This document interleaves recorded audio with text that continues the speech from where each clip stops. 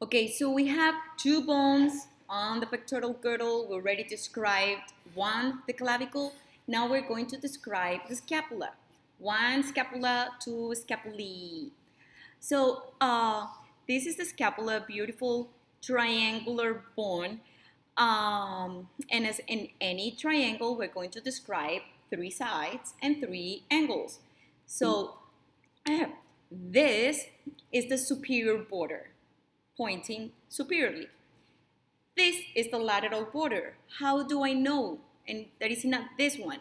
Because the lateral border is the one where these processes that we're going to describe later, especially on the lab, and this cavity is the glenoid cavity that holds the humerus. So the arm, the bone of the arm is hanging on the lateral, of course, on the lateral side of your body. So wherever you see all of these processes in the glenoid cavity, that's the lateral side. That makes the other side the medial border. Now let's see the angles. So this is the superior angle, this is the inferior angle, and this is the lateral angle. The thing is that right in there is where the glenoid cavity is located. And the glenoid cavity, and again, I know another new name, but the glenoid cavity is where the head of the humerus, bone of the arm, articulates at. So that cavity, as you can see, is not deep, is as almost flat. Can you see? And that's one of the explanations why shoulder dislocations are so common. So it makes sense, again, that the glenoid cavity is located on the lateral side, on the lateral angle. Remember, right in there, we have attached or articulated the humerus. This is the humerus, and this is the head of the humerus, this round portion. The other portion, the other aspect or structure that we're going to describe in the scapula is the acromion. And this is familiar for you already. You know the acromion is one projection of bone, is a process that articulates with the acromial end of the clavicle.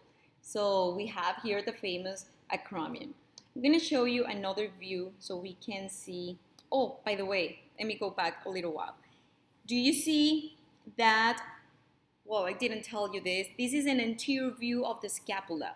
So can you see how smooth the anterior aspect is? It's very smooth. There's no bony projections in there. There's no processes, nothing in there. Smooth. Look at the back. This is the same scapula, but this is the posterior view. We're seeing the from behind. So in the back, we're going, look, I told you, wherever you see all the processes, that's lateral. So this is the lateral border, this is the medial border, and this is the superior border. And the angles, superior, inferior, lateral. In there is the glenoid cavity, believe me, it's in there.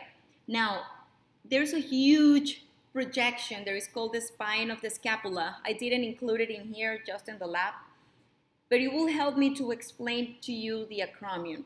Now, touch on the back of your scapula, and you will feel the bump with this shape. Just follow it, okay? That's the spine of the scapula. When you follow that spine laterally, it ends on the acromion. This is the acromion of the scapula. It's a posterior projection of the scapula. And this acromion is the one that articulates with the acromial end of the clavicle. Now, I want you to keep in mind that this is posterior. It's located in the posterior side of the scapula.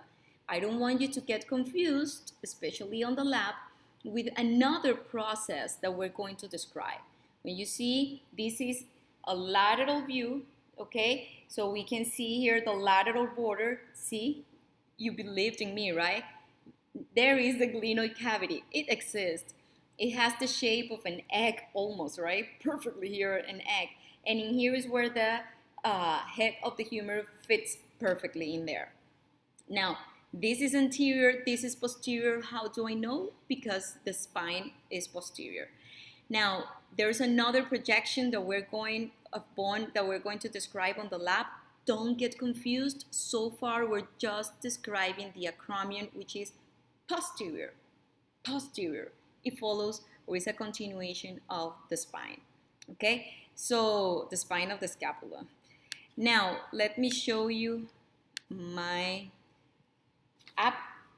And in here, I'm going to show you my two scapula. I'm going to increase this, zoom in a little bit, because I want to stress out that we have the right and the left scapula. The medial border, which is this one and this one, they do not articulate each other. These two scapula do not touch each other, and they do not touch the ribs, as you can see in here. Ribs are in here, scapulas are in here, and there is a gap in there. So here in the scapula, okay, can I? No, okay, stop there. This is the anterior view of the scapula. This is the lateral border because it's facing laterally the humerus. This is the medial border. It's also called vertebral border because it's the one that faces to the vertebral column. And this is the superior border. This is the superior angle, the inferior angle, and the lateral angle. And right there in the lateral angle is where you can see, let me rotate a little. Can you see in there? This is the glenoid cavity holding in place the head of the humerus. Okay? And posteriorly, see, you can see the spine of the scapula, how it ends in the acromion.